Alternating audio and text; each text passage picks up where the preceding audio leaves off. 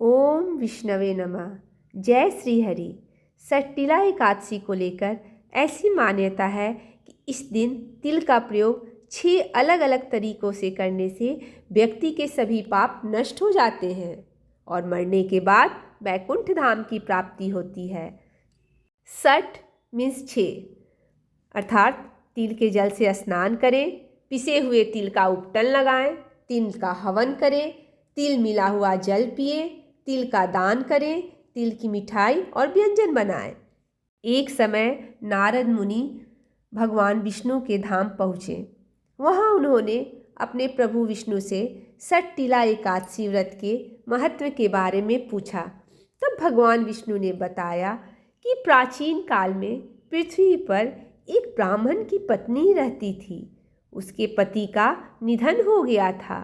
वह ब्राह्मणी मेरी अनन्य भक्त थी और पूरी श्रद्धा से मेरी पूजा किया करती थी। एक बार उसने पूरे 1 महीने तक मेरा व्रत रखकर मेरी उपासना की। व्रत के प्रभाव से उसका शरीर तो शुद्ध हो गया, लेकिन वह कभी भी ब्राह्मण और देवताओं के निमित्त अन्न दान नहीं करती थी। इसलिए मैंने सोचा कि यह स्त्री तो बैकुंठ में रहकर भी अतृप्त रहेगी। अतः एक दिन स्वयं ही मैं उसके पास भिक्षा मांगने चले गए। जब मैंने उससे भिक्षा मांगी तब उसने एक मिट्टी का पिंड उठाकर मेरे हाथों पर रख दिया। मैं वह पिंड लेकर अपने धाम वापस लौट आया। कुछ समय बाद वह स्त्री देह त्याग कर मेरे लोक में आ गई। इस धाम में उसे एक कुटिया और आम का पेड़ मिला।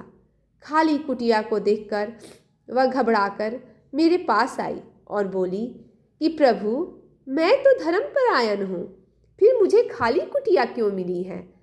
तब मैंने उसे बताया कि यह अन्नदान नहीं करने और मुझे मिट्टी का पिंड देने से हुआ है। तब मैंने उसे कहा कि जब देव कन्याएं आपसे मिलने आए तो आप अपना द्वार तभी खोलना जब तक वे आपको सट्टिला एकादशी व्रत की विधि के बारे में न बताएं। स्त्री ने ऐसा ही किया और देव कन्याओं द्वारा बताई गई विधि से सट्टिला एकादशी का व्रत किया। व्रत के प्रभाव से उसकी कुटिया अन्न धन से भर गई। अतः हे नारद, इस बात को सत्य मानो कि जो व्यक्ति इस एकादशी का व्रत करता है और तिल और अन्न दान करता है, उसे मुक्ति और सुख वैभव की प्राप्ति होती है। पद्म पुराण अनुसार जो कोई भी जातक इस एकादशी के दिन सच्चे मन से पूजा उपवास करता है, साथ ही दान पुण्य के कार्य करता है, उसे जीवन में मोक्ष की प्राप्ति होती है और उसके सभी पापों का नाश भी हो जाता है। कुल मिलाकर ये व्रत बेहद फलदायी माना जाता है। भगवान श्री कृष्ण के श्रीमुख से एकादशी का महात्म सुनकर श्रद्धापूर्वक उन्हें प्रणाम करते हुए अर्जुन ने कहा, हे केशव, आपके श्रीमुख से एकादशियों की कथाएं सुनकर मुझे असीम आनंद की प्राप्ति होती है।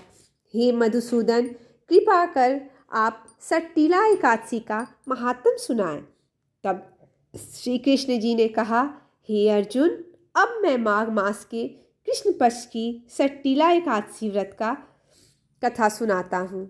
एक बार दालभ्य ऋषि ने पुलस्त्य ऋषि से पूछा, हे ऋषि श्रेष्ठ, मनुष्य मृत्यु लोक में ब्रह्म हत्या आदि महापाप होते हैं और दूसरों के धन की चोरी तथा दूसरों की उन्नति देखकर मनुष्य ईर्ष्या करते हैं।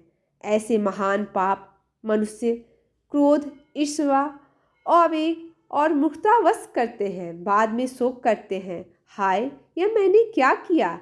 हे महामुनि, ऐसे मनुष्यों को नरक से बचने का एक ही उपाय है। कोई ऐसा उपाय एकादशी व्रत ही है। तब दालभ्य ऋषि की बात सुन पुलस्त्य ऋषि ने कहा, हे मुनि श्रेष्ठ, आपने यह अत्यंत गूढ़ प्रश्न पूछा है। इससे संसार में मनुष्य का बहुत लाभ होगा। इस रहस्य को इंद्र आदि देवता भी नहीं जानते। वह रहस्य मैं आपको अवश्य बताऊंगा।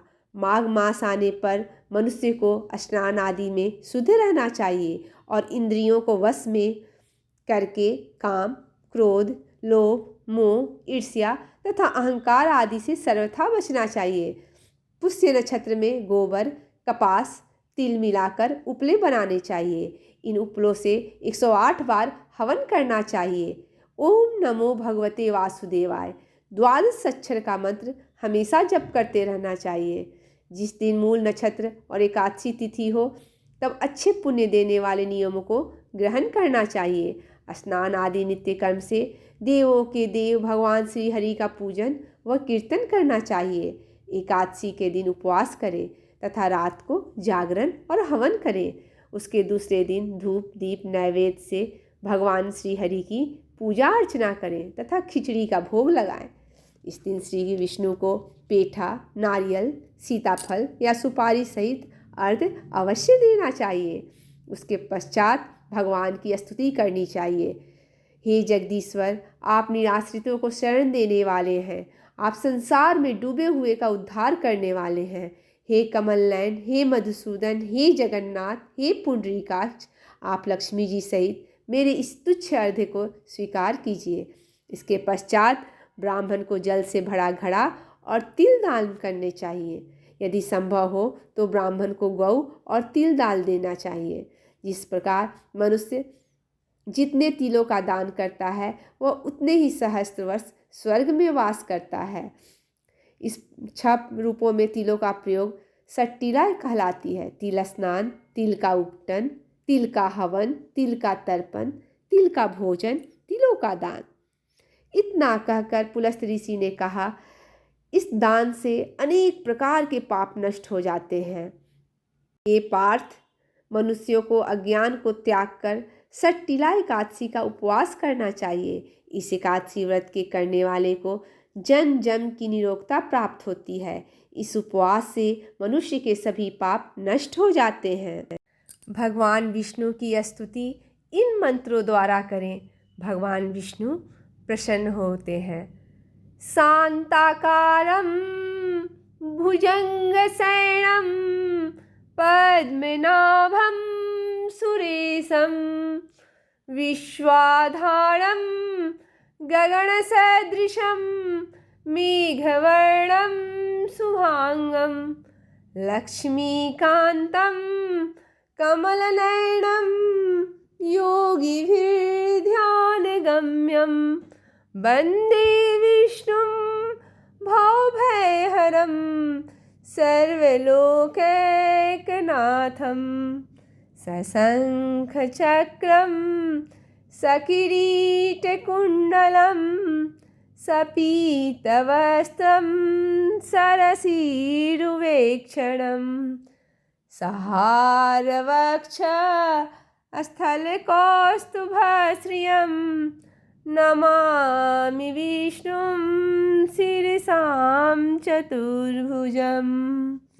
कस्तूरितिलकं ललाटपटले वक्षस्थले कौस्तुभं नासाग्रे वरमौक्तिकं करतले वेणुकरे कङ्कणं सर्वाङ्गे हरिचन्दनं सुललितं कण्ठे च मुक्तावली गोपस्त्री परिवेष्टतो विजयते गोपालचूड़ामणि।